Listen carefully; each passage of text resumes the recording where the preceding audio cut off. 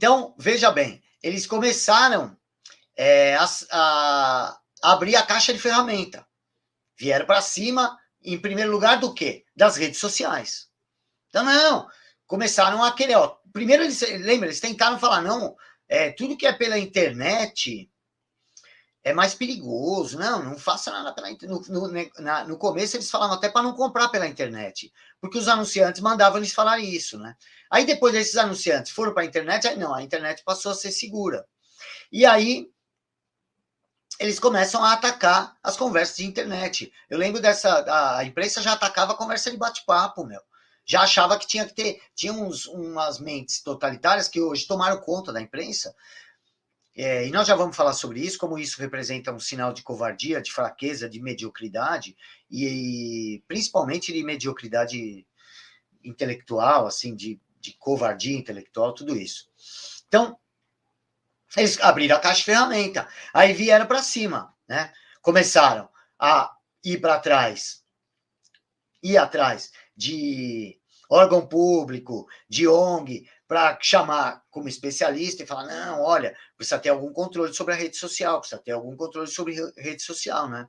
Então, toda essa criação da nova realidade que eles estavam querendo, já planejando, assim, teve que sofrer uma aceleração, e isso tornou a coisa visível, né? Porque, veja bem, eles já vinham invertendo valores em todas as áreas. Veja, o cara foi pego lá com cocaína, ele é premiado. Seja premiado diretamente com um programa, uma nova participação, né? Ou premiado pela vitimização, que vai fazer dele um herói ainda.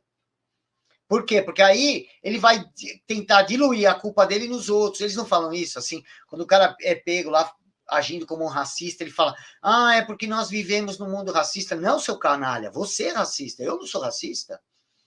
Entendeu? Não me coloque nesse barco, não. Entendeu? Por quê? E aí ele quer ser o herói de uma causa. Normalmente são assim, né? Não teve um que bateu na mulher, depois virou símbolo da causa de homem que bate contra homem que bate em mulher.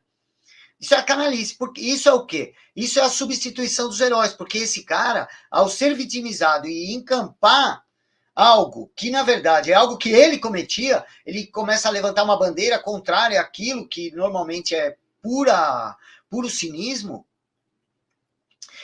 Isso na prática é o quê? É uma elevação desse sujeito ao cargo de herói, que carrega uma bandeira, e, portanto, você está substituindo um herói. Você está colocando um anti-herói no lugar do herói. Eles fizeram isso o tempo todo. Só que agora, tudo isso não estava gerando reação. E quando gerava, não tinham vozes. Né? As pessoas viam isso acontecendo. Mas como não tinham como manifestar sua revolta, sua indignação, se calavam. E a gente sabe que quando a gente se cala diante de algo que nos indigna, e quando isso é feito repetidamente, nós vamos diminuindo a nossa indignação.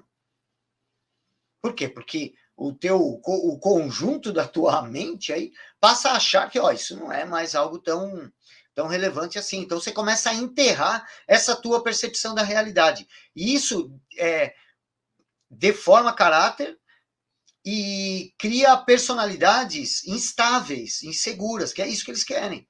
Porque são personalidades facilmente manipuláveis. É simplesmente falar assim, põe a máscara aí, senão você vai morrer, cara. Põe a máscara agora.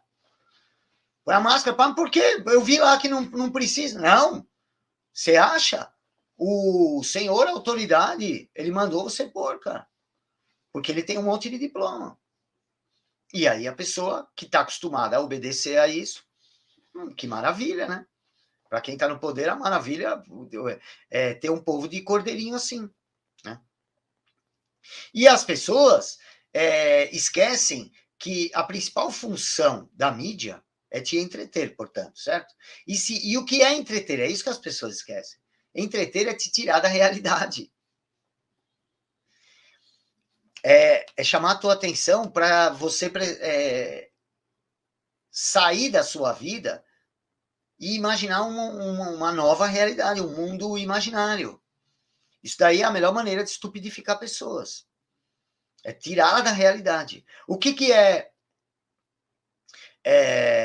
a inteligência? A inteligência é a capacidade de entender a realidade, de apreender tudo aquilo. Essa definição é do Olavo de Carvalho. E o que é a realidade? Né? A realidade é a expressão da verdade. E nós, cristãos, que temos o mestre que disse: eu sou o caminho, a verdade e a vida, temos que buscar a verdade. Temos que buscar a verdade como? Observando a realidade. E não nos entretendo lá. Olha, olha, macaquinho, olha a bolinha, a bolinha, a bolinha. Olha o chocalho. Entendeu? Isso é o entretenimento. Só que deveriam ter elevado um pouco o nível para tirar um pouco da nossa atenção de maneiras menos grotescas, mas como eles já conseguiram ir ao longo do tempo rebaixando as capacidades cognitivas desse povo, agora o chocalhinho serve, entendeu? Que é mais que um reality show. Programa de auditório, meu. Pensa assim, qual o sentido daquelas mulheres rebolando no canto, cara?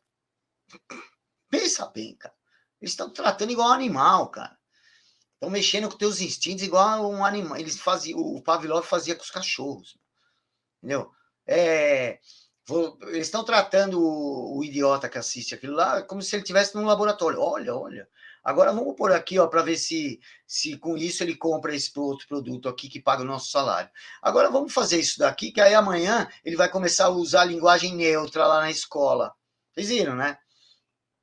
As novelas gostam de dizer que elas são uma expressão da realidade, né? Veja, eles sempre escolhem temas que não são temas relevantes para o povo. Não são. Não são. A linguagem neutra, por exemplo. Você já viu alguém preocupado com isso, a não ser esses caras da televisão, das universidades, professores, esse bando de boboca aí? Você já viu alguma pessoa real aí, motorista do caminhão, falando: ei, vocês vão juntos? Você já viu alguém falando isso, cara? E outra, se você espremer um idiota desse aí que quer impor na marra essa linguagem de retardado mental, que além de estragar a nossa querida e linda língua portuguesa, ainda vai transformar as pessoas em macacos que não vão mais conseguir nem se comunicar. Vão ser pior que os bonobos, porque os bonobos se comunicam com mais facilidade do que essas pessoas vão ao adotar esse vocabulário completamente nonsense, né? Espreme esse idiota e fala para ela falar 15 minutos usando esse... Não consegue. Teve uma que deu entrevista, ela não conseguia falar a segunda frase, ela já se confundia. É pura estupidez. E eles agora vão tentar impor isso. E aí, quando acabar essa novela, que está fazendo de tudo para confundir você, para tornar difícil a sua compreensão das tradições literárias passadas, que a linguagem neutra, você vai educar uma criança assim, ela nunca mais vai conseguir ler Machado de Assis. Né? A gente hoje já tem dificuldade para ler Camões, por causa dessas porcaria de mudança ortográfica, que nunca o povo pediu, porra. Nunca pediu. Sempre partiu de burocrata, e normalmente que é burocrata que nem tem contato com a língua. Você vai ver o cara falar problema e decide o que para mudar a língua de vários povos ainda, não é nem um povo só. Né? E a língua que não foi a gente que criou. E a porcaria da última reforma ortográfica partiu daqui, do governo do Lula, um cara muito letrado. Né? Então, por causa dessa porcaria, vai dificultar ler as tradições antigas. Quem ganha com isso? Né?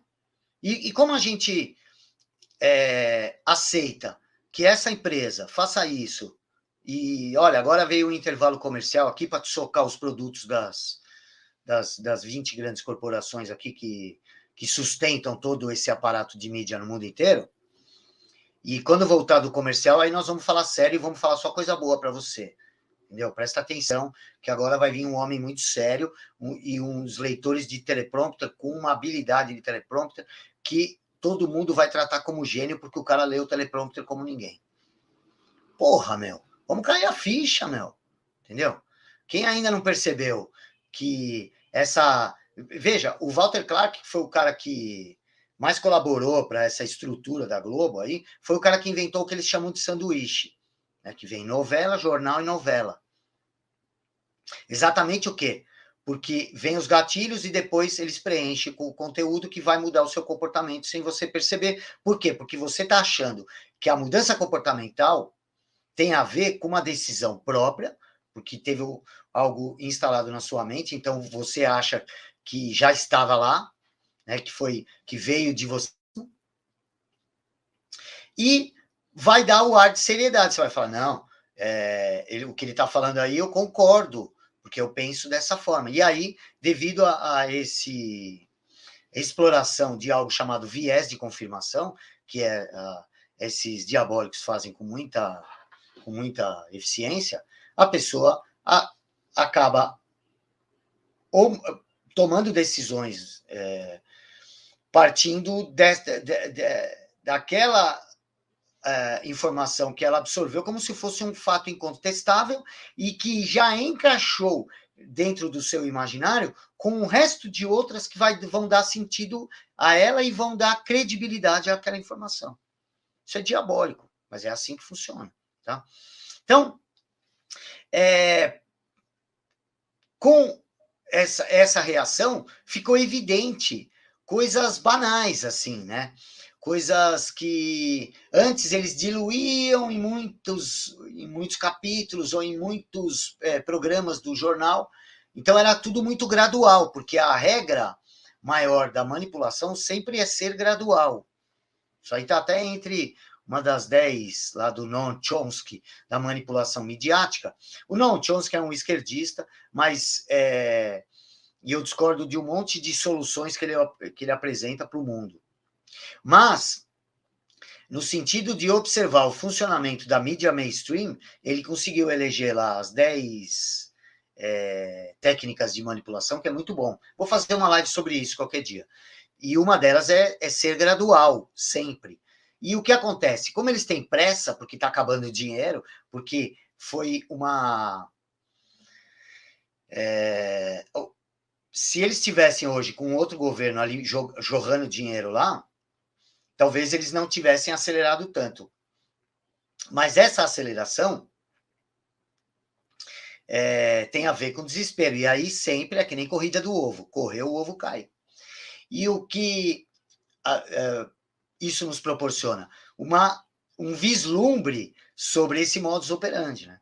E, para nossa sorte, como eles sabem que o nível do povo está mais baixo e o próprio nível do jornalismo está infinitamente mais baixo, assim, as redações hoje estão infestadas de pessoas que não relincham por modéstia, por causa da ideologia e por causa desse patrulhamento da linguagem e patrulhamento do comportamento, que faz todo mundo pensando igual. E o pensamento único, como não nós pensamos, de certa forma, nós encaramos a realidade de maneira binária, né?